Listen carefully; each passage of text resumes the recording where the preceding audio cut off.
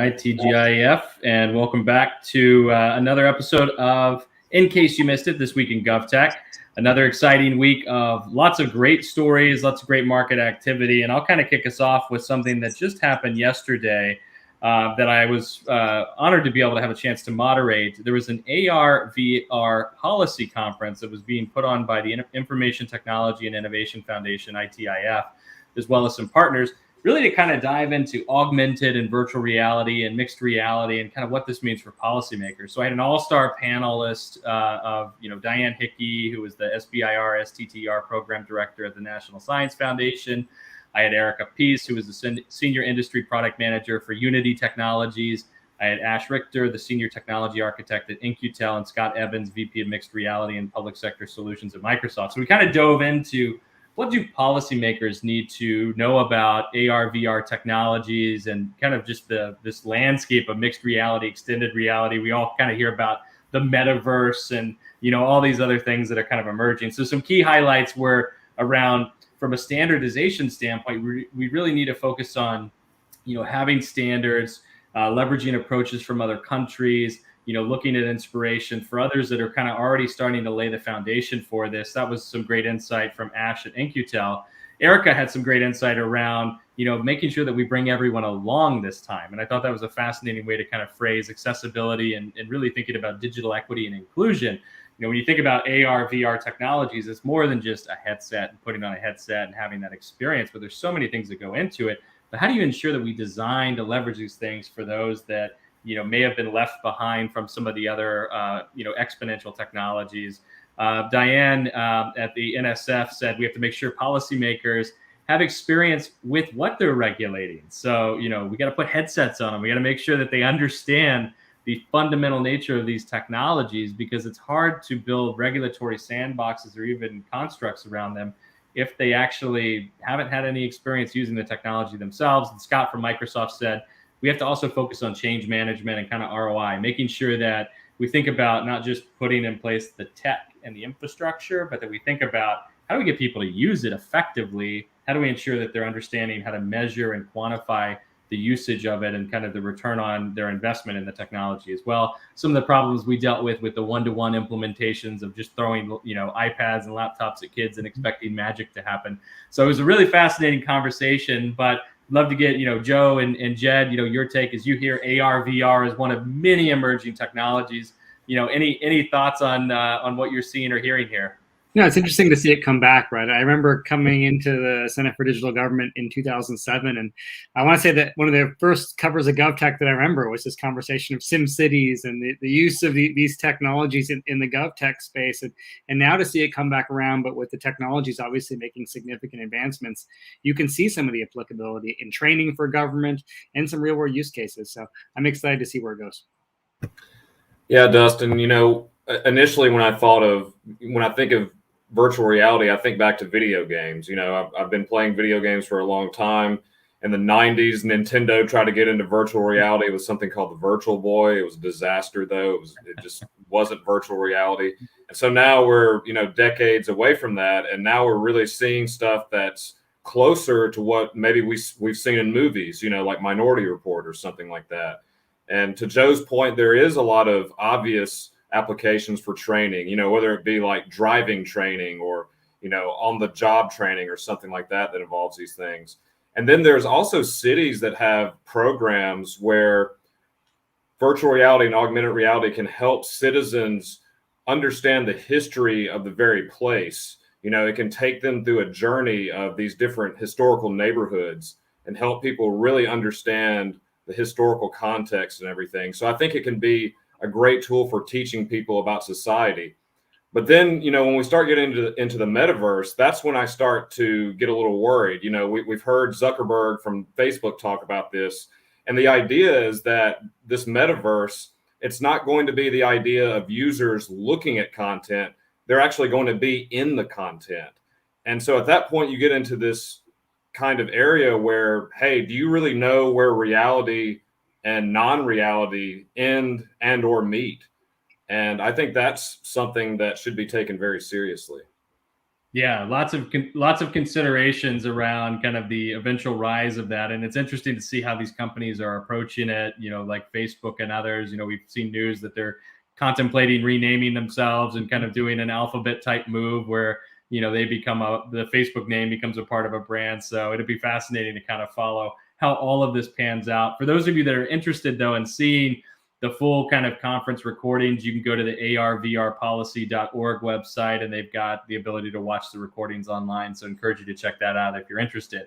So speaking of emerging tech, Joe's story for the week is really focused on artificial intelligence, another emerging tech that continues to be in the spotlight. Yeah, similar conversation, it sounds, right? We're all looking at the framework in terms of AI adoption. The city of New York just built out a new plan. It's 116 pages in length, but it's probably one of the most complete plans that we've seen in the public sector in terms of government's adoption, use, and planned use of artificial intelligence. As we mentioned on last week's episode, AI is something that I've been steeped in for a while. We just released our report on state government adoption of AI, and we've seen it over the last 3 years grow rapidly in terms of its adoption and uses in state government. This takes it through the lens of a city government. And this plan isn't just about, it's not aspirational. What can we do with AI? It covers what are they doing currently with AI? Where are they going? It covers the ethical use of AI and how they're going to leverage AI around modernizing legacy tech, cybersecurity, and all of the facets that we talk about. And it really digs deep into those ethical concerns while still maintaining this, what I call this optimistic look to where AI can be, alleviating some of those concerns around what does it mean to the people? What does it mean to the workforce? Many of those concerns that we've already started to see peel off at the state government level. But the plan is linked in the GovTech article. It's absolutely worth checking out because like many things in the public sector, if you can steal this idea and borrow from this plan, maybe it gives you a lens to look at AI in terms of what it could mean to your city, your county, or maybe even your state. Yeah, and I think it's fascinating because it's, AI is a collective issue that we have to solve together. It's not just something government can sit back and wait for the private sector to figure it out. It's also not something that local and state governments should wait for the feds to figure out. It's a collective thing that we have to look at holistically. So it was great to see the proactive approach that New York City is taking here. And I think, the one word of advice is we have to also look at these regulatory kind of strategies and frameworks as, being in a sandbox. Things are going to change as we better understand and utilize the technology.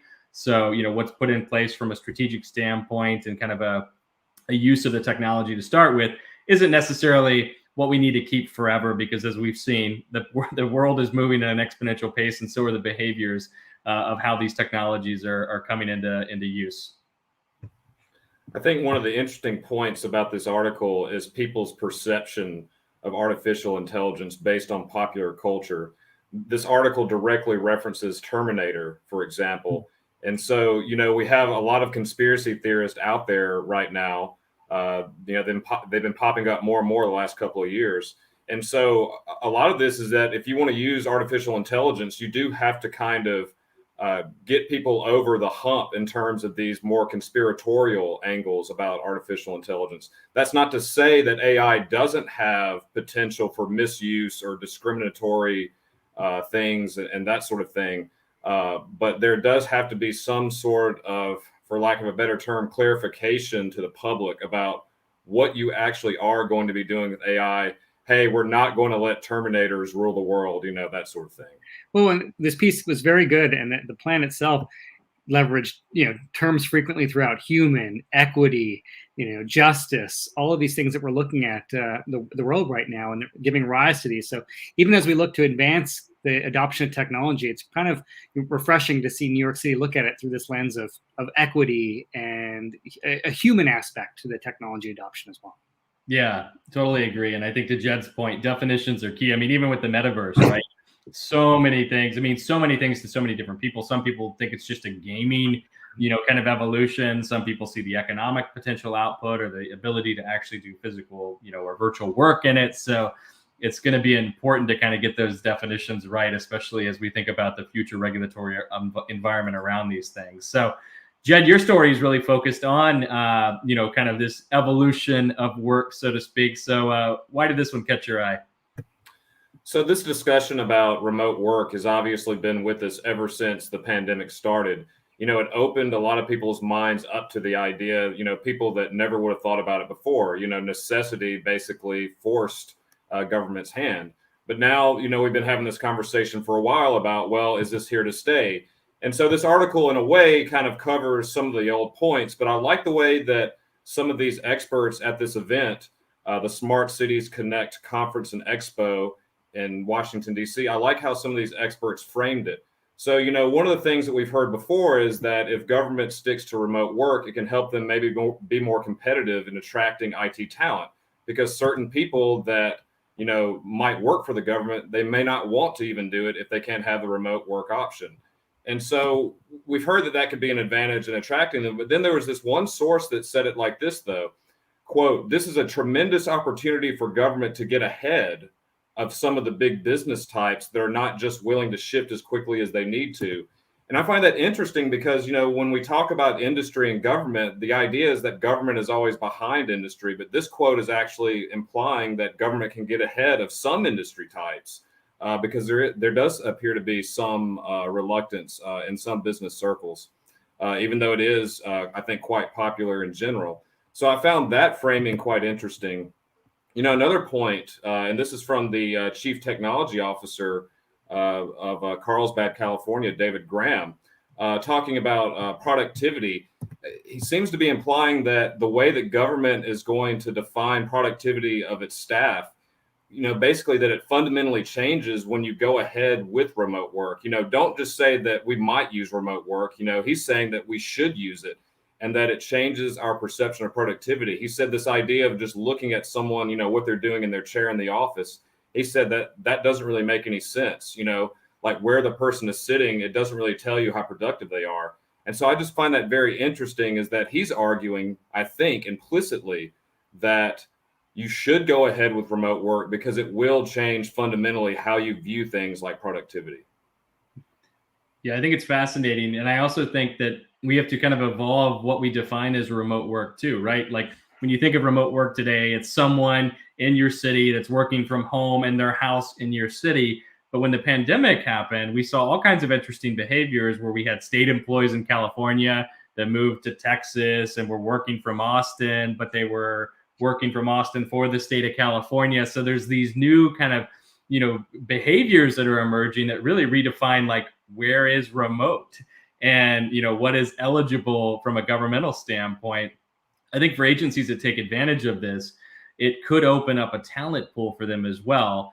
Not to say that, your state should employ, people in other states to work for you, but when we start to think broader about where talent is, this could be one way to solve that always recurring challenge of how we recruit and retain staff inside of state and local agencies.